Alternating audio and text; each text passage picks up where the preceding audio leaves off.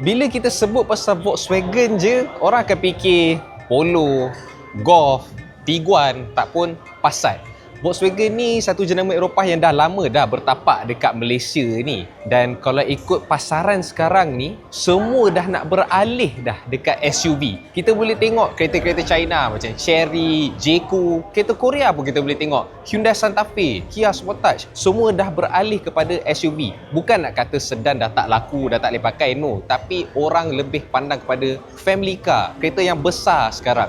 So, Volkswagen adapt dengan peredaran zaman tu dengan bawa keluar Tayron ni. Tayron ni pun bukanlah satu model yang baru. Dia baru saja masuk Malaysia. Dekat Australia dah ada dan ada 3 lagi spesifikasi. Dekat sini, negara kita dapat 2 yang saya akan ceritakan dalam video ini. Dia dah beralih kepada SUV, dia nak adapt sikit dengan pasaran China, dia bawa Tayron ni. Sebab apa? Dia bawah sikit daripada Touareg tapi dia atas daripada Tiguan. Tapi sebelum tu jangan lupa tekan dulu butang subscribe.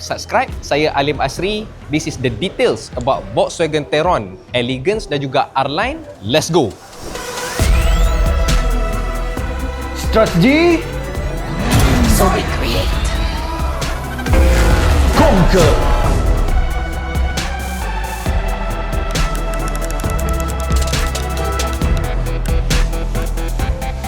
So ini dia Volkswagen Tayron. Macam saya cakap dalam awal video tadi, dia atas pada Tiguan tapi bawah daripada Touareg. Dan hari ini dia bawa masuk 2 line, Elegance dan juga sebelah saya ni R-Line. Untuk harga dia berapa ringgit? Official price belum ada lagi tapi estimated price untuk R-Line ada, iaitu 249 sampai 259,000. Untuk Tayron Elegance dah ada official price. Tapi hanya untuk 69 customer yang pertama, iaitu dia jual dalam harga RM169,000. Harga ni agak kompetitif dan sangat bagus langkah yang dibuat daripada Volkswagen. Sebab apa? Kalau dia nak compete dengan contoh macam Chery Tiggo 9, tak silap saya dalam 180,000 lebih. Kalau dia jual dalam 169,000, 170,000 tu, definitely dia akan tarik audience untuk tengok balik. Kereta Jerman dah boleh jual SUV dengan harga yang macam ni, 7 seater, harga macam ni, okay, boleh stop kot tengok kereta China. So harga tu bagi saya adalah langkah yang sangat bagus daripada Volkswagen. Okey, so jom kita tengok dulu dekat Elegance ni. Apa bezanya dekat depan compare dengan R-Line? Pertama sekali adalah dia punya grill. Kalau korang tengok, grill dia simple, classy, lebih pada family car, family man punya style. Tapi R-Line dia lebih agresif, lebih nampak macam racing punya output. Dia lebih kurang kalau kita nak comparekan dengan Honda. Honda ada apa? Dia ada Type R, dia ada RS. Samalah R-Line ni lebih kurang Type R, RS lah. Elegance lebih kepada family car, just keep it classic and simple. Grill dia, lampu sama, tak ada perbezaan. Grill yang membezakan untuk Elegance dan Type R dan Type R dan Type R dan R-Line untuk bahagian depan. Untuk enjin dia pun berbeza. Untuk R-Line, dia pakai enjin 2.0 TSI 4-wheel drive 4Motion yang hasilkan 265 PS dan 400 Nm of torque. Tapi untuk Elegance, dia pakai enjin 1.5 liter ETSI mild hybrid yang hasilkan 150 PS dan 250 Nm of torque. Now, dekat bahagian tepi dia ada juga perbezaan. Pertama sekali, yang paling kecil lah. Kalau dekat R-Line, korang akan nampak emblem R dekat bahagian tepi, bawah side mirror. Dan next dia adalah tayar.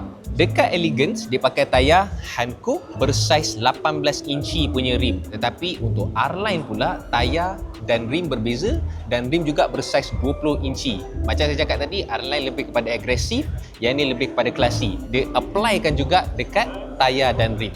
Dari segi dia punya length, dia punya width, dia punya height, dia lagi besar, lagi panjang daripada Tiguan, tetapi dia kecil sikit kalau nak comparekan dengan abang dia, Volkswagen Touareg. So kalau untuk dia punya warna, there's a lot to choose from. Korang ada warna putih, korang ada warna grey, korang ada warna hitam, korang ada warna yang macam teal blue, teal green sikit, both untuk R-Line dan juga Elegance. So it suits to your personality, korang punya mood, korang punya karakter. Warna jangan risau, macam-macam warna korang boleh pilih. Untuk bahagian belakang dia pula, sama, ada perbezaan sikit.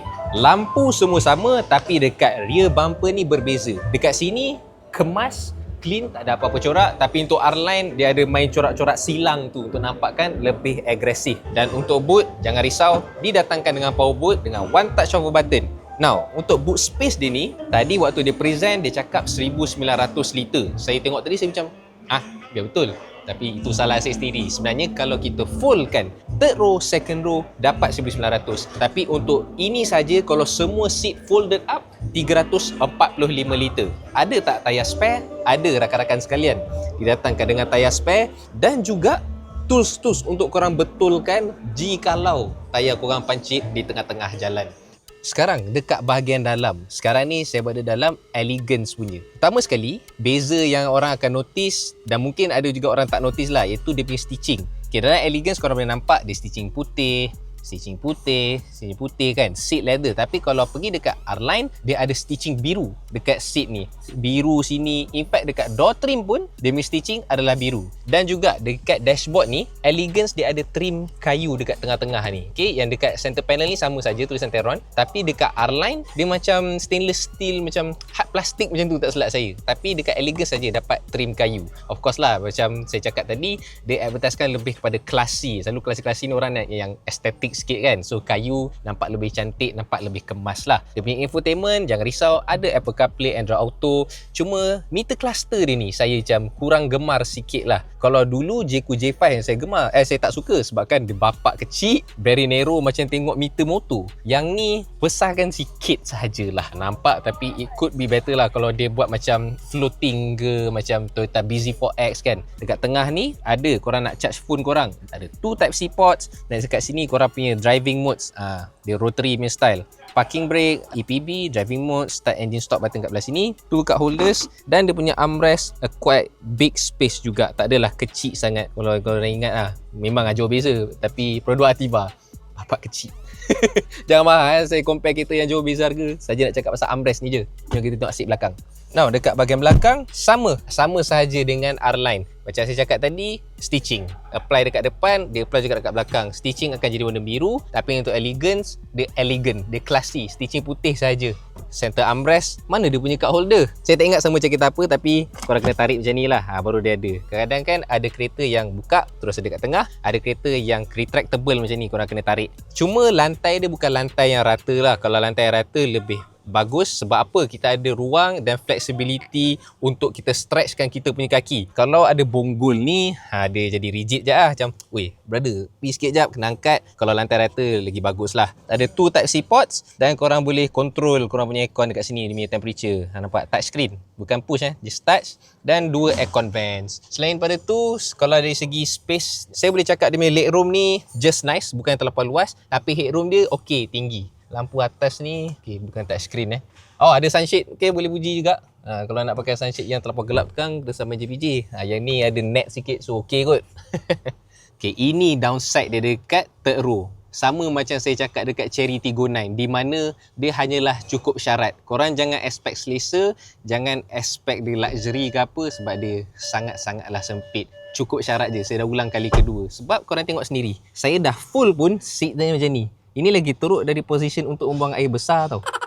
Jadi dia cukupkan dalam brochure as a 7-seater car, but don't expect much. Second row okay, cabin area okay, third row sempit lah. So itu dia untuk Volkswagen Tayron, Elegance dan juga R-Line. Persoalan dia, adakah langkah daripada Volkswagen ni boleh direalisasikan untuk compete dengan SUV-SUV China dalam segi harga? Sebabkan harga dia letak tadi macam saya cakap 169,000 adalah satu langkah yang sangat baik, sangat kompetitif untuk compete dengan SUV China. This is a German car. This is a Volkswagen and it drive as a Volkswagen should be driven. So korang nilai sendiri, korang buat korang punya research sendiri, adakah inilah masa dia untuk kita try tengok SUV daripada Jerman yang mampu milik. Is Tayron the answer untuk korang? Tapi sebelum tu jangan lupa bantu kita orang dengan 2 butang ni, iaitu like dan juga subscribe, supaya kita orang boleh produce konten yang lebih menarik pada masa akan datang untuk korang. Itu saja daripada saya Alim Asri. Inilah dia Volkswagen Tayron. Salam strategi, fight, conquer. Apa strategi? Mampukah membara when it's time to fight? Mampukah kau marah when it's time to conquer? Harus kau bertindak lekas, gonna set this competition, let's fight.